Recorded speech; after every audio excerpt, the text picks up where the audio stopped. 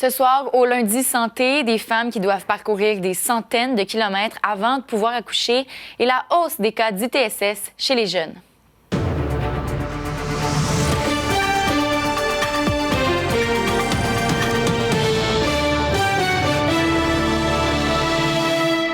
Bonsoir, je m'appelle Alicia Flageol et c'est un plaisir pour moi de passer ma soirée avec vous. D'abord, quelques nouvelles en bref. Les pressions se poursuivent au Moyen-Orient et ça aura des impacts directement sur vos portefeuilles. Le détroit d'Ormuz, qui se situe dans la zone d'attaque, est paralysé en ce moment. Il s'agit d'un endroit très stratégique dans le commerce international du pétrole. Et cela, malgré nous, ça impactera directement vos portefeuilles. Le conflit actuel fait monter le prix du baril de pétrole. La hausse est modérée pour l'instant, mais les frappes actuelles pourraient se faire ressentir encore plus lors du plein de l'essence. Et encore au sujet de ces attaques, Air Canada, de son côté, a annulé tous ses vols vers Dubaï et Tel Aviv. Les vols qui quittent aussi les deux villes ont été annulés, mais devraient reprendre d'ici le 23 mars prochain. Je vous rappelle d'ailleurs qu'il y a actuellement plus de 85 000 Canadiens et Canadiennes au Moyen-Orient. Nous sommes maintenant au 3e jour de l'offensive menée par les États-Unis et appuyée par Israël. Le président américain a d'ailleurs songé à une opération qui pourrait durer plusieurs semaines encore. Et en politique québécoise, maintenant, le député Vincent Marissal et la ministre Caroline Proulx ne solliciteront pas un autre mandat. M. Marissal de Québec solidaire a expliqué que malgré les rumeurs qu'il se joindrait au PQ, il n'ira pas finalement vers cette direction. Le député de Rosemont a soulevé qu'il devait se respecter dans ses décisions, disant qu'il n'avait pas assez de jus pour continuer. Et pour Mme Proulx, ministre responsable de l'habitation et de la condition féminine et députée de Berthier, il s'agit plus de changer son énergie de place. Elle souhaite mettre ses connaissances au profit d'autres causes et projets.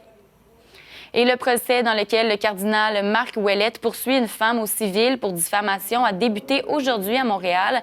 Marc Ouellette poursuit Pamela Groslo, une ancienne agente pastorale du diocèse de Québec, pour 100 000 $ dans le but de laver son image. Elle l'a accusée d'attouchement non sollicité, d'une main qui descend jusqu'aux fesses et de massage. Ces gestes se seraient déroulés entre 2008 et 2010. Madame Groslo fait partie des 134 prétendues victimes d'une action collective de 2022 visant près de 100 prêtres et personnes de ce même diocèse. Et je rejoins maintenant notre journaliste terrain, Yaël Masse-Boursier. Yaël, accoucher en région est devenu un véritable défi. Certaines femmes doivent parfois passer des heures dans les ambulances avant d'enfin arriver à l'hôpital qui peut les accueillir. Exactement, Alicia, le manque de spécialistes se fait extrêmement ressentir. Certaines femmes du Saguenay-Lac-Saint-Jean, de la Côte-Nord ou encore de Charlevoix ont été obligées de changer plusieurs fois de service hospitalier pour avoir enfin le bon médecin.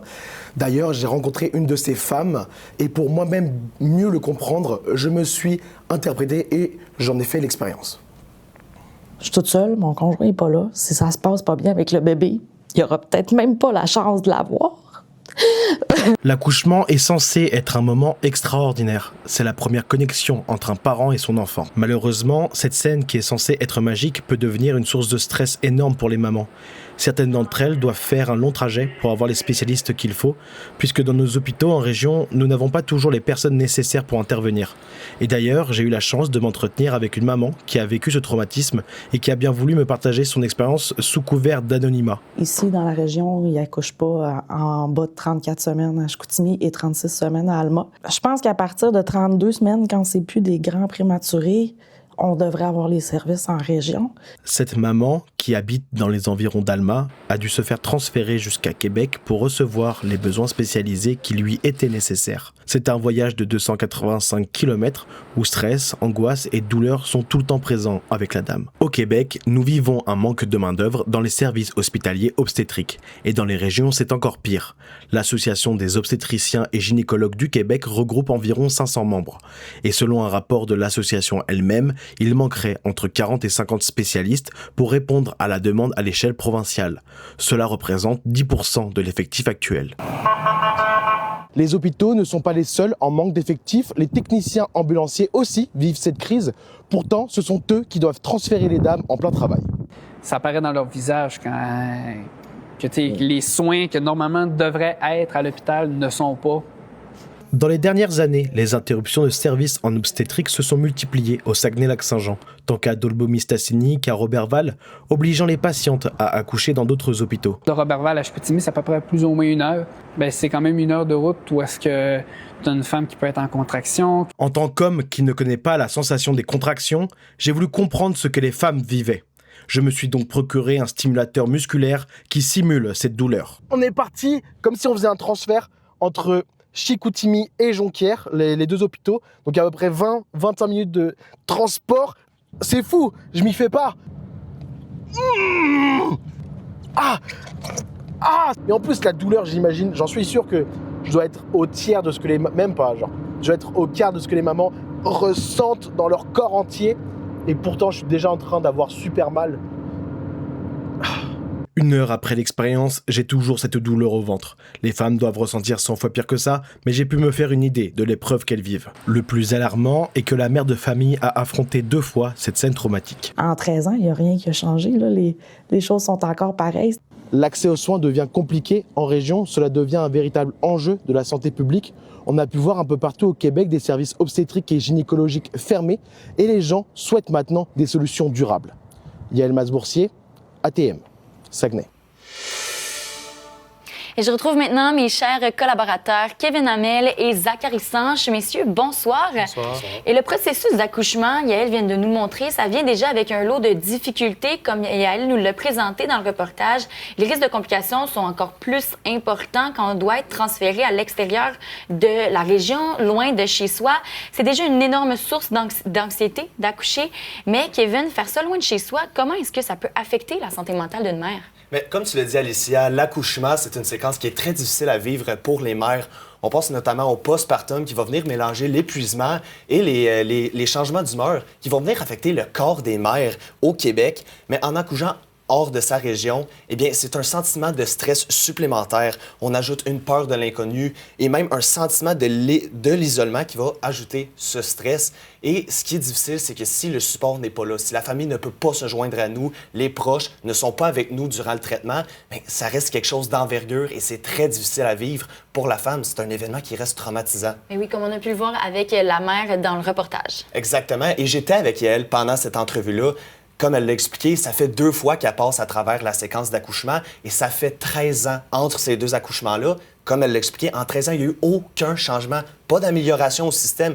Et donc, pour elle, c'est revivre 2 fois un événement traumatisant, pas d'amélioration, et je trouve ça absolument déplorable. Et pour enchérir sur ce que Kevin explique, le Québec est une des provinces où l'accès à un fournisseur de soins habituel est parmi les plus faibles au pays. 74 % des Québécois ont déclaré y avoir accès, alors que la moyenne au Canada est de, tenez-vous bien, 83 %. On parle d'un écart de près de 10 %. C'est assez énorme. Ça, c'est selon des données de l'Institut canadien d'information sur la santé publié en octobre 2025. Le cas qu'on retrouve dans le reportage de Yael, eh bien, parle beaucoup à nos émotions, il se vit dans l'urgence, ça touche la famille, mais ce qu'elle a trouvé, eh bien, c'est un peu partout, là. Oui, il y a certains domaines qui sont plus difficiles que d'autres aussi. Notamment les soins dentaires, en plus de ne pas toujours être accessibles au niveau monétaire. Il y a certaines régions qui sont vraiment moins bien desservies. Je pense entre autres à la Gaspésie où en automne dernier, en fait, il y a plus de 900 personnes qui ont signé une pétition pour mettre la lumière sur l'enjeu, justement, en fait, d'accès à, justement, des dentistes, puisqu'il y avait des fois des listes d'attente qui allaient jusqu'à 1 an. On disait à Gaspé qu'il y avait seulement un dentiste qui pouvait recevoir des rendez-vous. Certains devaient même aller jusqu'à Montréal, écoutez bien, pour planifier des rendez-vous pour, justement, des simples nettoyages dentaires. Donc, c'est assez loin, là, disons ça comme ça. Oui, on est ailleurs. C'est un très long trajet, Montréal et Gaspé. Exactement. C'est 10 heures de route. Je ne vois pas d'une situation qui se passe au Nunavut ou au Yukon. Ça reste en Gaspésie. La grande majorité de la population au Québec habite dans des grands centres urbains comme Montréal, Québec ou Sherbrooke. Et donc, ne se doute pas que certains doivent carrément se demander si le dentiste le plus proche est à 1 heure ou bien 10 heures de route. Et là, Zach, si on ne remédie pas à la situation actuelle, on se dirige certainement vers un désert médical, un manque de soins de service, un manque d'accès, même un accès qui pourrait être impossible parce qu'on manque de médecins dans la région. Oui, est-ce que tu as un exemple d'un désert médical, par exemple? Oui, en France, dans la région de la Seine-Saint-Denis, c'est un exemple de désert médical et les impacts sont lourds. L'une de ces conséquences-là, c'est un taux de mortalité chez les enfants de moins d'1 an qui est 50 % plus élevé que le restant du pays. Bien évidemment, on n'est pas encore rendu là au Québec, mais si on ne se met pas à pallier à nos difficultés, c'est un futur qui pourrait commencer à se ressembler dans les prochaines années. Oui, et ça fait peur, évidemment, mais on n'est pas rendu là pour l'instant. Je vous retrouve un petit peu plus tard. On se penche maintenant sur une problématique qui pourrait toucher des jeunes. Près de vous, une hausse importante des cas d'infections transmises sexuellement et par le sang chez les jeunes. Pour comprendre l'accompagnement possible, on discute avec l'infirmière clinicienne de chez Prélib, Elisabeth Raël. Madame Raël, Prélib a une mission depuis 2018, rendre le dépistage des ITSS plus accessible. Dans les cliniques, vous portez une attention particulière aux ITSS asymptomatiques. J'aimerais vous entendre justement sur l'approche que Prélib a avec ces jeunes. Est-ce que c'est plus difficile parfois de conscientiser les jeunes quand il s'agit d'infections asymptomatiques? C'est sûr que le travail de Prélib, c'est vraiment de venir offrir une accessibilité simple et efficace, là, autant pour les jeunes que pour toute clientèle qui a des relations sexuelles, afin de promouvoir une santé sexuelle saine. Oui, et d'après le site web de Prélib, on note une hausse de 82 % des cas de gonorrhée chez les adultes, cette fois-ci, dans les 25 dernières années. Qu'est-ce qui explique cette hausse-là? Il y a beaucoup de facteurs qui peuvent expliquer la hausse.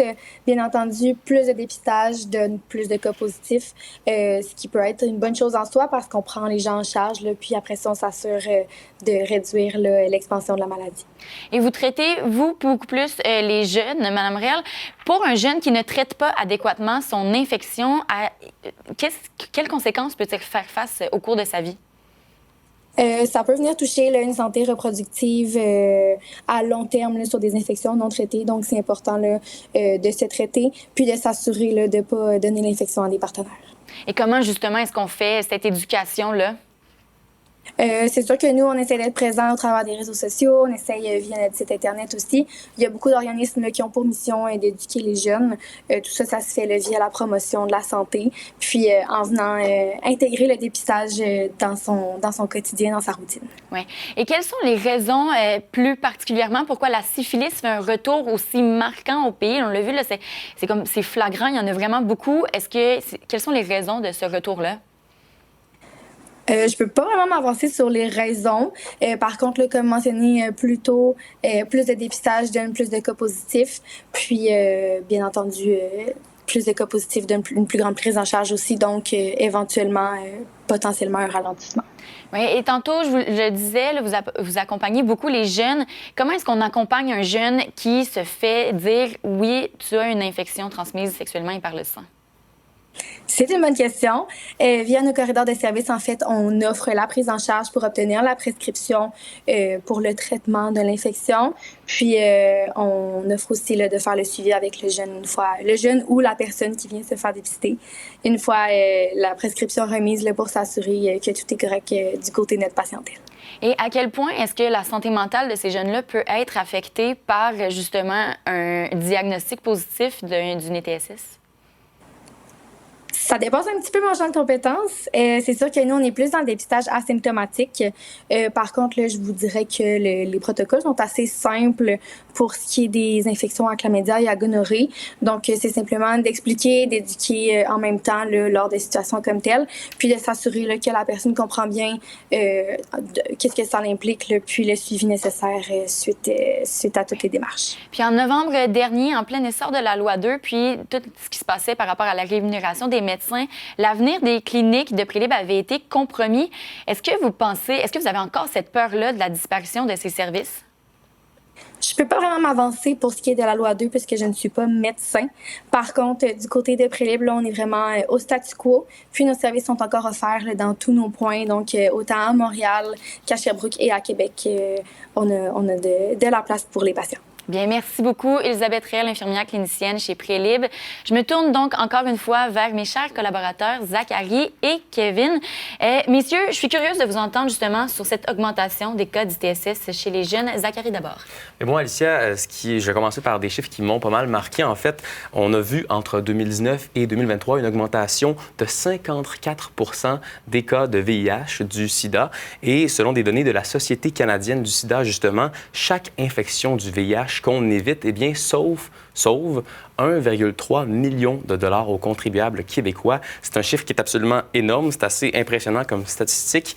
Et en parallèle à ça, bien, on voit des cliniques de dépistage comme Prélib, par exemple, qui vivent dans certaines fois la crainte, en fait, de voir leur financement un peu partir, notamment à cause de la loi 2 à l'automne dernier. Et on répète souvent que le système québécois, en fait, vient plus réparer les pots cassés au lieu de faire de la prévention, alors qu'on voit qu'avec cet exemple-là que je vous ai cité sur le sida, 1,3 million de dollars, c'est beaucoup plus payant, en fait, de faire de la prévention, là.